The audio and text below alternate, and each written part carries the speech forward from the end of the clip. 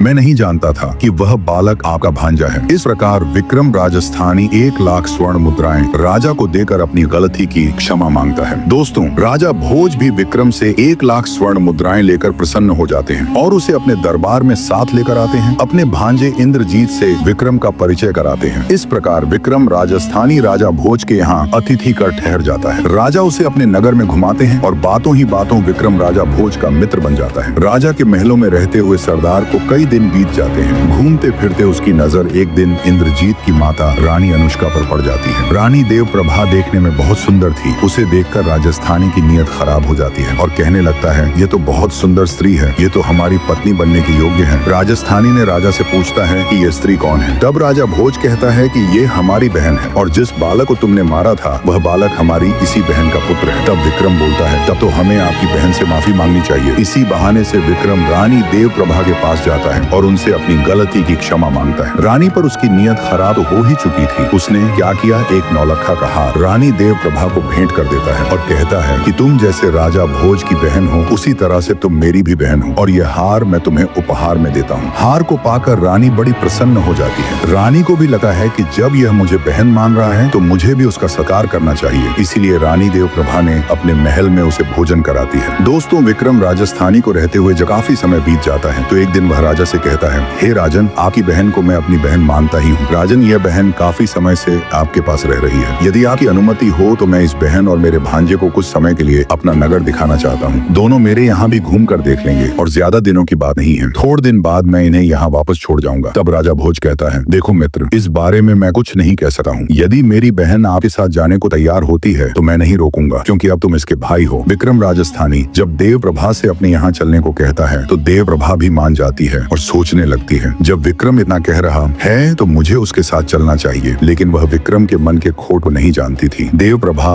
राजा भोज से कहती हैं, भैया मुझे यह रहते हुए काफी दिन हो गए, आपकी आज्ञा हो तो मैं भाई विक्रम के यहाँ कुछ दिन के लिए जा सकती हूँ। तब राजा भोज भी उसे जाने की अनुमति दे देता है। दोस्तों, जब संबंध गहरा जुड़ जाता है तो आना जाना तो चलता ही रहता है। ऐसे ही राजा भोज राजस्थानी पर विश्वास करके अपनी बहन अनुष्का को उसके साथ भेज देता है। एक पालकी तैयार करवाई जाती है और पालकी में बैठकर रानी अनुष्का विक्रम के साथ चल देती है। तब विक्रम सोचने लगा है कि अभी तो मैं इसे बहन बनाकर ले जा रहा हूँ, घर जाकर मैं इसे पत्नी बना लूंगा। दोस्तों, इस प्रकार वह विक्रम देव प्रभा को अपने साथ ले जाता है। अब विक्रम अपने साथियों से कहता है कि आज शाम तक हमें राजा भोज के राज्य की सीमा से बाहर निकलना है, इसलिए तेजी से चलिए रहिए। राजस्थानी के सभी साथी अपना माल लेकर तेजी के साथ आगे बढ़ते हैं और पूरे दिन का सफर तय करके राजा भोज के राज्य से बाहर निकल जाते हैं। उन सबको को दूसरे राज्य में जाते जाते शाम हो जाती है और सरदार उसी स्थान पर अपना डेरा लगा देता है। एक तंबू रानी देव प्रभा के लिए लगवा दिया जाता है और दूसरा तंबू राजकुमार इंद्रजीत के लिए। धीरे धीरे जब मध्य रात्रि का समय होता है तो रानी देव प्रभा की सुंदर तस्वीर विक्रम राजस्थानी के दिमाग में चलती रहती है। दोस्तों, सरदार अर्धरात्रि के समय उठकर रानी देव प्रभा के डेरे के अंदर चला जाता है। रानी के सुंदर यौवन को देखकर विक्रम की नीयत खराब हो जाती है। विक्रम राजस्थानी जब रानी देव प्रभा के तंबू में प्रवेश करता है तो पैरों की आहट से महारानी देव प्रभा जाग जाती है। उसकी दृष्टि जब विक्रम पर जाती है तो वह देखती है कि काम वासना की दृष्टि से सरदार उसकी तरफ देख रहा है। रानी एकदम घबरा जाती है और पूछने लगती है, भैया तुम यहाँ कैसे? रानी की आवाज सुनकर विक्रम अपनी शैतानी मुस्कान के साथ हंस लेता है और कहने लगता है, रानी तुम मुझे भाई कहना बंद करो, क्योंकि आज से तुम मेरी प्रिय पत्नी बनोगी। यह बात सुनकर रानी घबरा जाती है। उसे विक्रम राजस्थानी की नीयत का पता चुका था और सरदार कहने लगा है कि रानी, जब से मैंने तुझे देखा है तब से तेरे रूप का दीवाना हो गया हूँ, इसलिए मैं बहाने से तुझे बुलाकर अपने साथ लाया हूँ। अब आज से तुम मेरे महलों की रानी बनकर मेरे महलों की शोभा बढ़ा। सरदार की यह बात सुनते ही रानी क्रोध से आग बबूला हो जाती है। उसकी आंखें लाल हो जाती हैं। रानी अपना खंजर निकालती है और कहने लगी है, अगर तूने मुझे गंदी नियत से छूने की कोशिश भी की तो मैं तुझे जान से मार डालूंगी और स्वयं भी मर जाऊंगी। मेरे भाई ने तुझ पर विश्वास करके बहुत बड़ी गलती की है। दोस्तों, किसी ने सच कहा है कि नियम की जड़ में चाहे